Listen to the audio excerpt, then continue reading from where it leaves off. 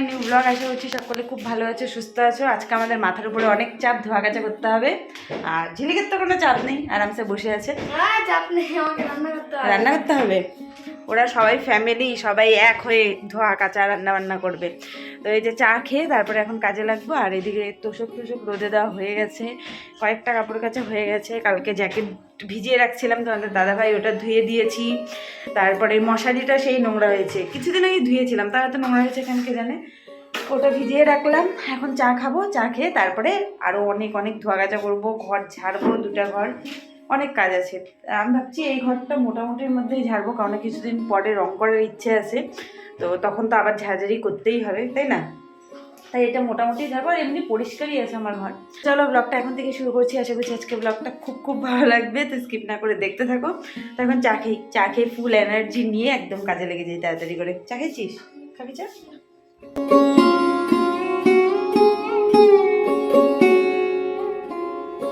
যেদিন থেকে অসুচটা পড়েছে না, সেদিন থেকে আমার মাথার মধ্যে একটাই চাপ ছিল যে কবে ধোয়া কাচাটা কমপ্লিট আমি করতে পারবো, আর কিভাবে একা একা করবো। তো মা বলেছিল যে কাউকে একজনকে নিয়ে নিলে ভালো হবে একটু, কিন্তু আমি ভাবলাম যে থাক, একাই দেখি, হয়তো হয়ে যাবে। তখন কাজ ওলট পালট করেছি, তখন বুঝতে পারলাম যে না, আমার একার দ্বারা এটা ছিল না, আরো একজন নিলে খুব ভালো হতো। এই যে দেখো সূর্যমুখী ফ্লাওয়ারটা এনেছি, ওভাবেই রেখে দিয়েছি। তোমাদের দাদাভাইকে বললাম, আমি ওটা কাটতে নিয়েছিলাম, তোমাদেরকে মনে হয় দেখিয়েছিলাম। তো ভেতরে ওটার মধ্যে লোহা লাগানো, তো লোহার স্ট্যান্ডটা লাগানো, তো ওটা আমার পক্ষে কাটা সম্ভব না, কোনো কিছু দিয়ে কাটতে হবে। তাই আর তো একটু ঘর ঝাড়ঝাড়ি শুরু করলাম। আর দেখো এতগুলো পর্দা লাগাই আমি ঘরে, এখানে পর্দারই শুধু টিপ, 10টা পর্দা। ওদেরকে বেড কভার ভিজিয়ে রাখছি, মশারি ভিজিয়ে রাখছি। আগে পর্দাগুলো ধুবো, তারপরে ঘর ঝাড়াঝাড়ি করে বাকি কাপড় জামা আরও ধুবো। আজকে যে কীভাবে কী করবো আমি নিজেও বুঝতে পারছি না। আর আজকে তাড়াতাড়ি উঠেছি, খিদাও পেয়ে গেছে পুরো। আর আজকে স্নান না করে রান্নাবান্নাও করা যাবে না। কি একা একা করবো, তোমাদের দাদাভাই একটু হেল্প করলে ভালো হতো, কিন্তু ও তো পারবেও না আসতে। এখন ফটাফট এগুলো কাছাকাছি করে নিই।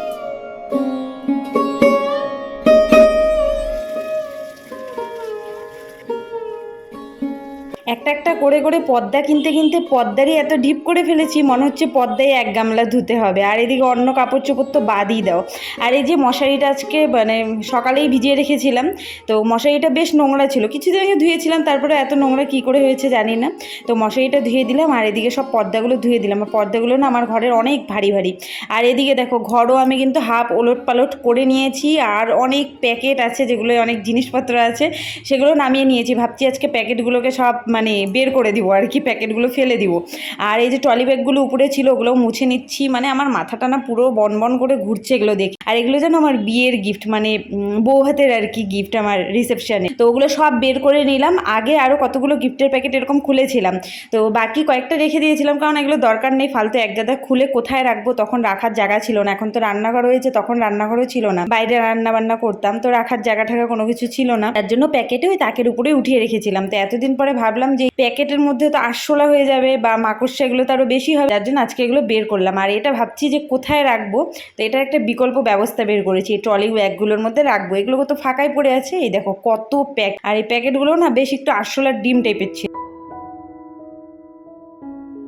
দাদাভাইকে ফোন করে বললাম আসতে, এত ব্যস্ত যে আসার সময় পায় না। এখন এই যে এতক্ষণে আলনার কাপড় নামালাম, এখনও কয়েকটা কাপড় আছে, এগুলো না কালকেই কেচেছিলাম। ভাবছি এই কয়টা গেঞ্জি আর ধুবো না, পরার জন্য কিছু রাখতে হবে। আর সব ধোয়াধুয়ি মোটামুটি একদম বস্তা থেকে কার্পেট থেকে সব ধোয়া কমপ্লিট। আর ওই আলনার কাপড়গুলো এখন লাস্ট ধুবো।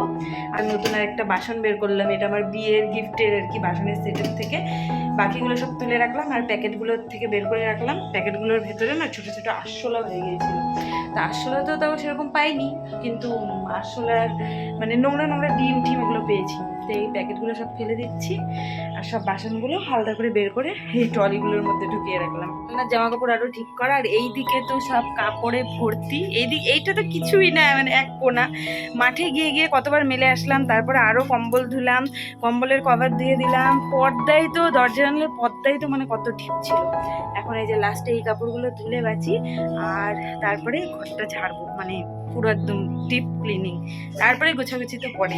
আর তারপরে শুকনোর পরে একবারে শুকনো কাপড়গুলো ঠিক করে তোমাদের দেখাবো যে কতগুলো ধোয়া কাচা করেছি।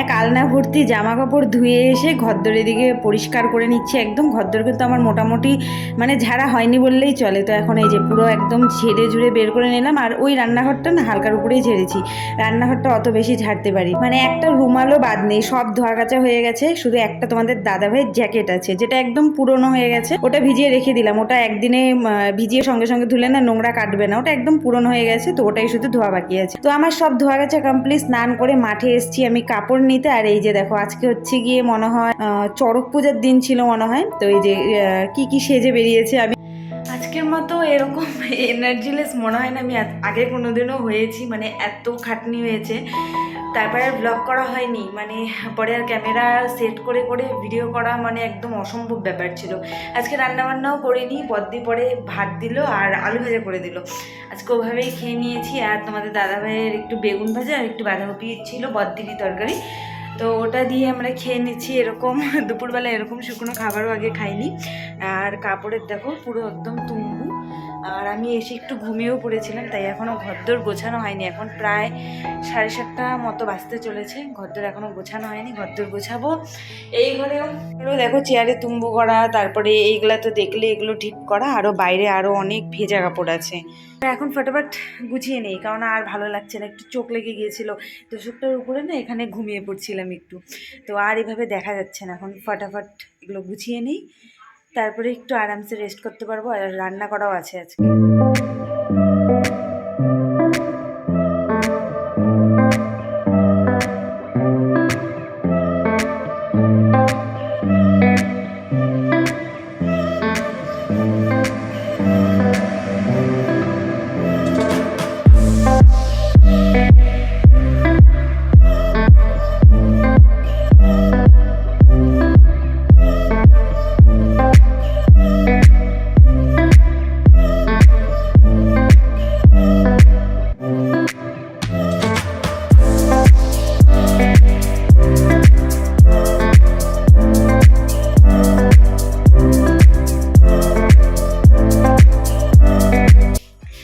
মোটামুটি অল্প ঘর গুছালাম। এই যে ঝিলিক চা বানিয়ে দিল, এখন চা খাবো।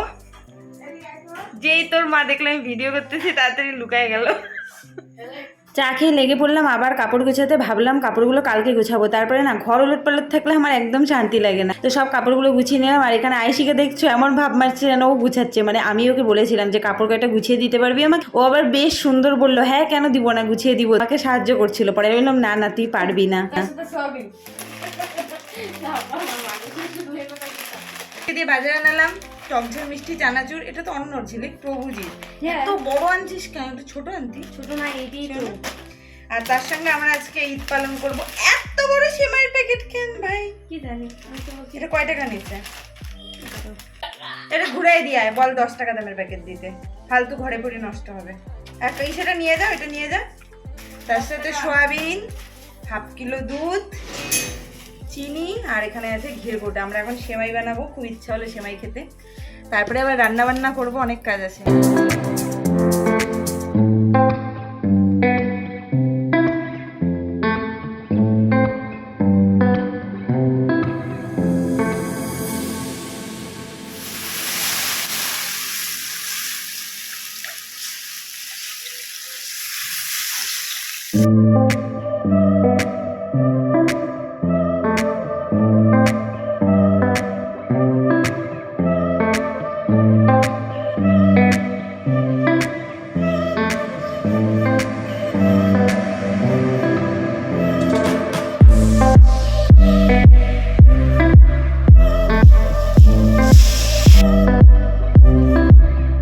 সেমাই বানিয়ে সবাই খেয়েছে, আমি লাস্ট এই যে গামলার মধ্যে নিয়েছি অল্প, লাস্ট যেটা বেঁচেছে সেটাই আমি অল্প অল্প করে খাচ্ছি। আর এখানে রান্না বসিয়ে দিলাম, এখন বাজে 11:15, এত রাত্রি হয়ে গেল। সয়াবিন আলুর তরকারি আর ঘর দোর একদম গুছানো কমপ্লিট। ভেবেছিলাম বাকি যেগুলো আলমারিতে ঢুকানোর যেগুলো আর কি জামা কাপড়, ওগুলো ভেবেছিলাম কালকে গুছাবো, কিন্তু দেখলেই সব আজকেই গুছিয়ে নিলাম, একদম ঝামেলা আর রাখলাম না। কালকে শুধু সব গঙ্গা জল দিয়ে শুদ্ধ করে আলমারিতে ঢুকিয়ে দিব যেগুলো আলমারিতে ঢুকানোর। আর এখানে সয়াবিন আলুর তরকারি বসালাম, আর একটু ভাবছি আলু ভাজা করবো। আর এই যে সেমাই নিয়েছি গামলার মধ্যে, এটা আমি খাবো, আর বাকি বাচ্চা কাচ্চা সবাই খেলো। অনেকটা দেরি হয়ে গেছিলো, ভাবছিলাম বানাবো না একবার, ভাবলাম যেহেতু সবাই আশা করেছিল সব বাচ্চা কাচ্চা, তাই বানালাম। তো সবাই খেয়ে বললো ভীষণ টেস্টি হয়েছে, খুব সিম্পলেই বানালাম। তো খাওয়া দাওয়া সব কমপ্লিট হয়ে গেছে। আজকের দিনটা সে একটা মারাত্মক ভয়ঙ্কর দিন ছিল। তো যাই হোক, সেই দিনটা কাটিয়ে উঠতে পারলাম, বহুত যুদ্ধ করে আজকের দিনটা কাটালাম। তো চলো আজকের মতো ব্লগটা এখানে এড করছি। ভিডিওটা ভালো লাগলে লাইক কমেন্ট শেয়ার করে দেখা হচ্ছে নেক্সট ভিডিওতে। ততক্ষণ খুব খুব ভালো থেকো, সুস্থ থেকো, টাটা, গুড নাইট।